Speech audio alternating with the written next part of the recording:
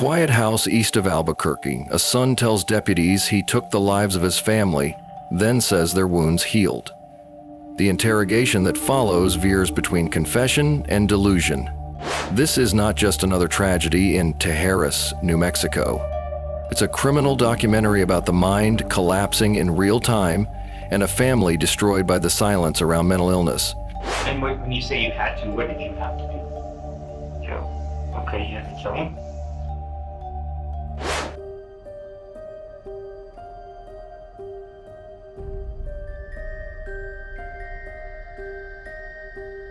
Quiet Sunday in Tijeras, New Mexico, a small community on the eastern edge of Albuquerque, is shattered by a family tragedy. The suspect, Adlai Mestre, 24. By all accounts, this was a loving household. This man is Adlai Mestre's father. He is known to be a devoted family man. Mother Bera, deeply involved in church, feeding the unhoused.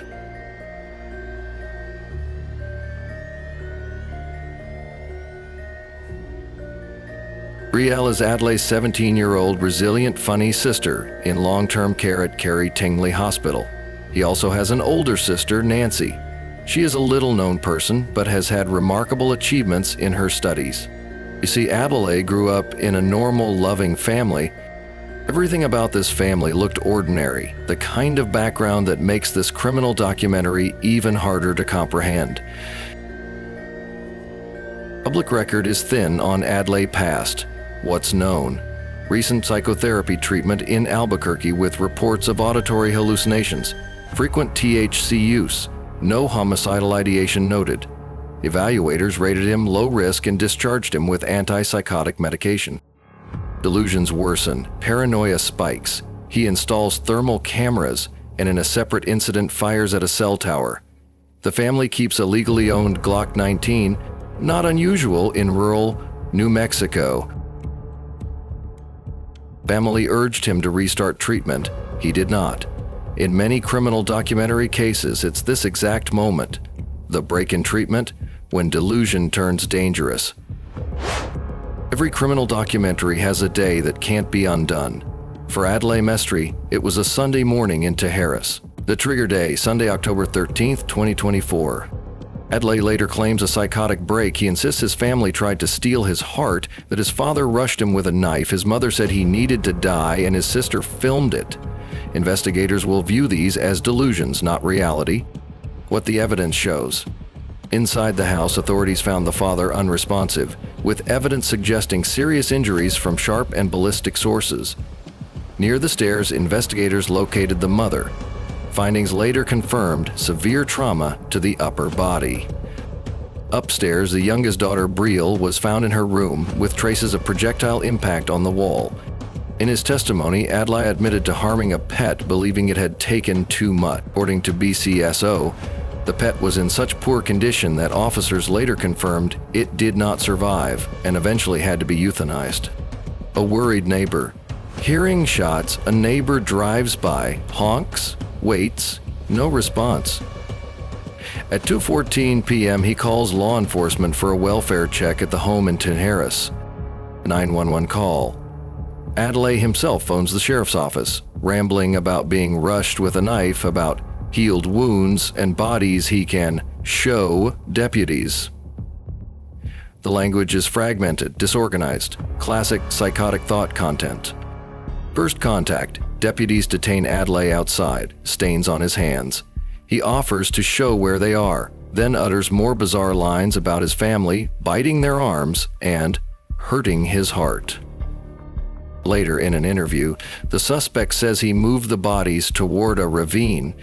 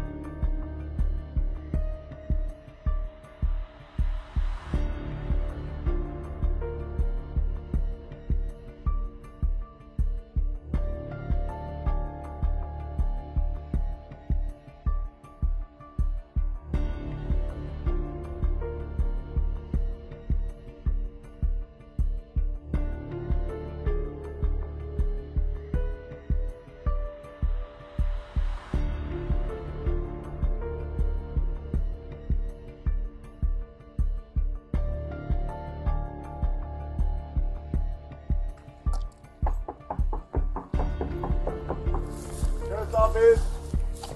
Hello, sheriff's office. Hi. Yes, sir. It is, sir. My family rushed me. Rushed you where? My room. Midnight. Come out here real quick, man. Yes, sir. What are you talking about, dude? Yeah. You ever looking at me right now? Yeah, I do. Oh, no, don't. Don't. I do. Yes, sir. You're just gonna tell me what's going on, okay? So my family was trying to walk into my room, and they were trying to hit my heart. And my dad had a knife, and my sister had a sledgehammer, and then What? I killed it. But however, I found their bodies, and their wounds were healed. Oh, do you want me to show you? 125. So we need additional units code. That shit was crazy. I don't know, like I shot him in the head, and then. What's the thing? We are 10-4 and we have 1 detained.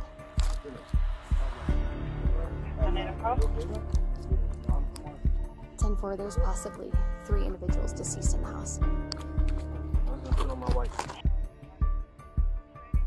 I don't fucking know what happened.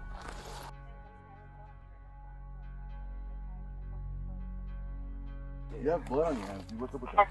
My dad rushed me, I hit him, and then my mom was like, "You need to die." Turn around. I've been telling officer. I don't know what's going on.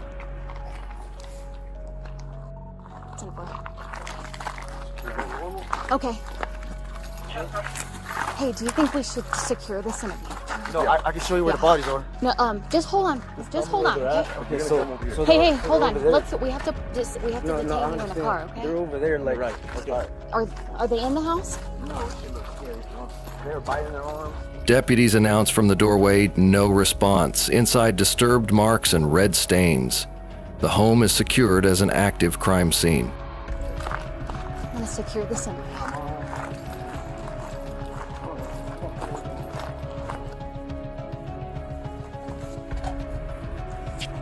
Sheriff's office! Anyone inside? Come on out with your hands up, open and empty.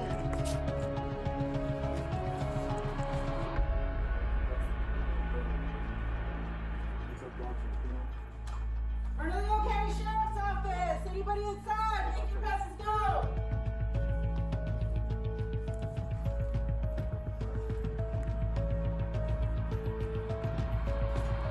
Bernalillo County Sheriff's Office! Bernalillo County Sheriff's Office! Bernalillo County Sheriff's Office! Anybody inside?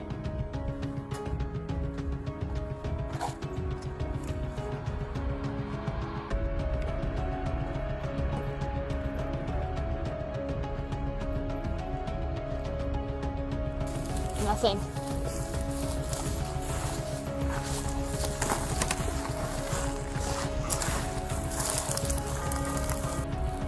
These are drag marks. It's true. Stay out of them.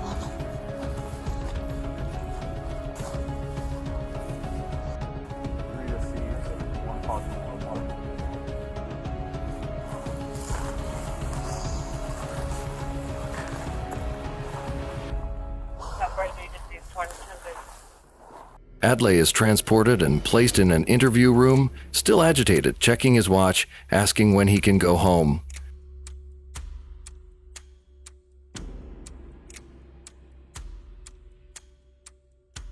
Detective Cameron Carroll reads Miranda. Adlai replies are circular. He asks if the detective understands the rights, mirroring persevering, a sign of thought disorganization. Property. Oh man, I'm gonna have to take you out of handcuffs. Go ahead and stand up. Get you out of handcuffs. A little easier to stand up, okay?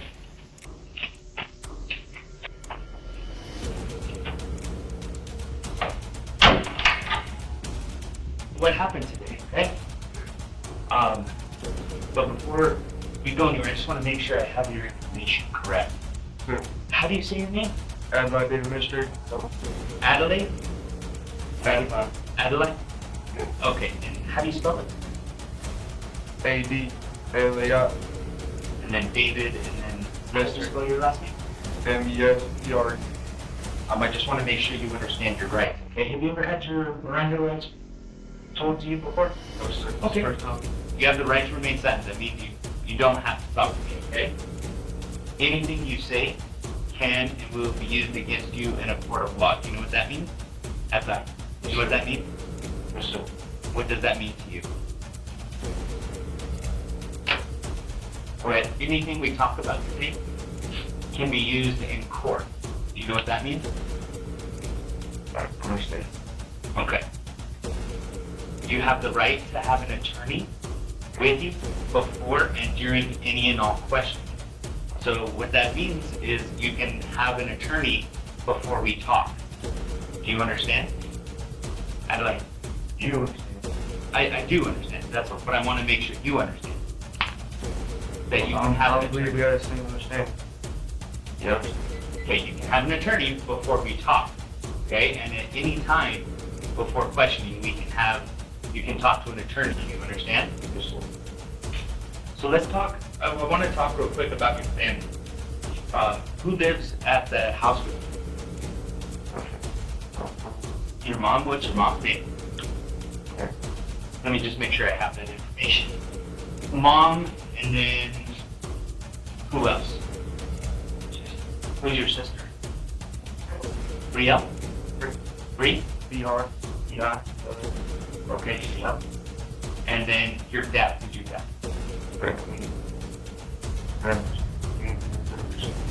Raimundo? David? So I know you want to talk about all these ways and stuff, and I want to hear about those, okay? But I need to know, do you have any firearms? What kind of firearms? A Glock 19? Is that a 9mm? Okay. Did you have that today with you? Yeah. And was that the gun that you had on you when you saw the deputies for the first time? Okay. Tell me what happened inside the house with your mom and dad and sister.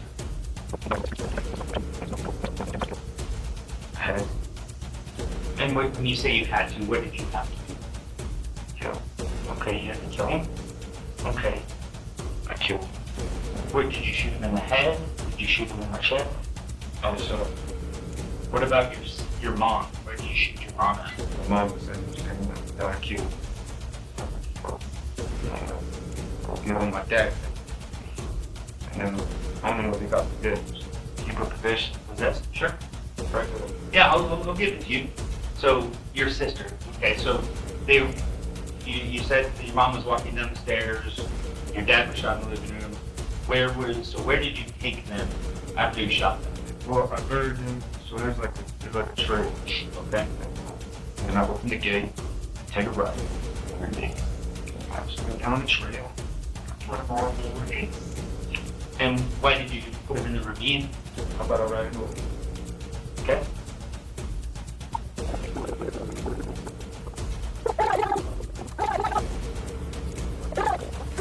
I gotta go talk to my partner, try to figure out what all happened, and we gotta figure this out, okay? If you need anything, just knock on the door or just say hello, and I'll come back and help you with whatever you need, okay? All right? Sounds good, thank you. We'll talk to you soon. Adlai acknowledges access to a Glock 9mm that day. He states he had to stop them claiming they were possessed. He describes aiming and moving them toward a nearby ravine.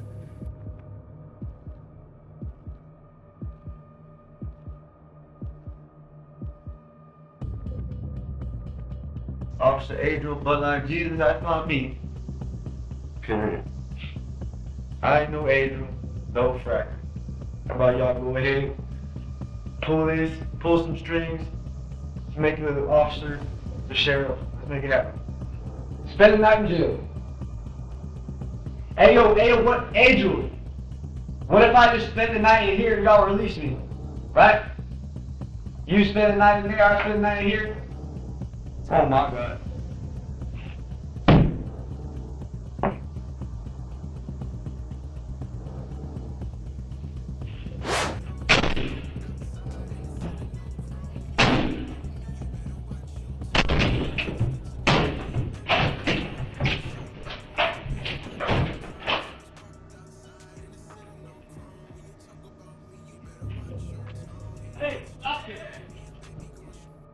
Escalation in custody.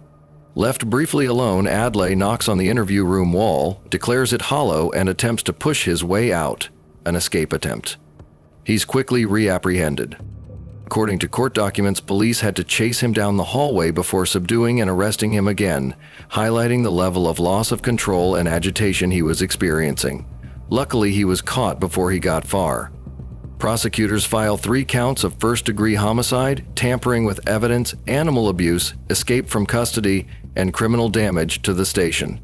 Bond is addressed at initial hearings. Defense flags urgent psychiatric needs.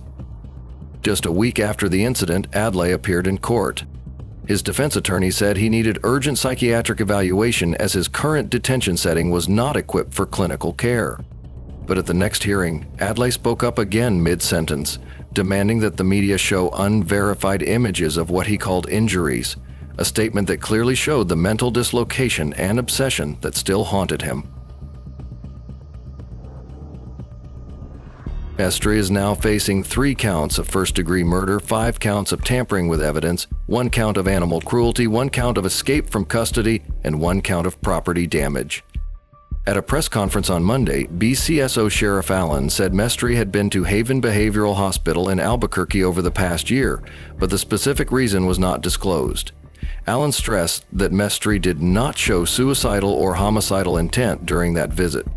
The legally owned firearm recovered at the scene belonged to Mestre's mother and was registered in Texas. Detectives are still investigating the case and are awaiting medical examiner findings to determine the sequence of events.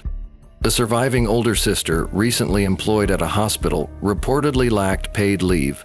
A fundraiser was set up so she could grieve and manage affairs.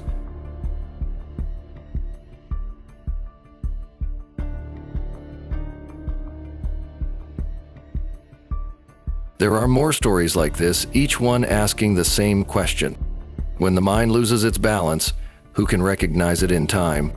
Subscribe and continue watching, because understanding these cases might be the only way we prevent the next one.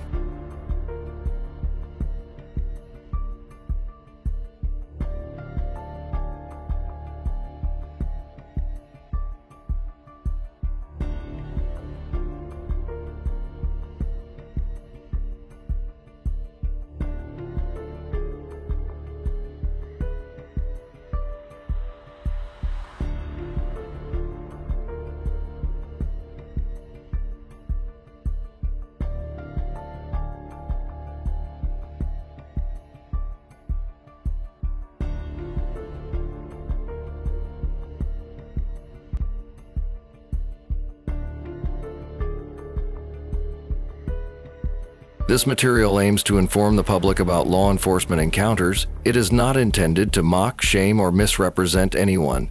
Amid misleading headlines and political debates, we focus on presenting these events as they unfolded, to educate viewers with real context.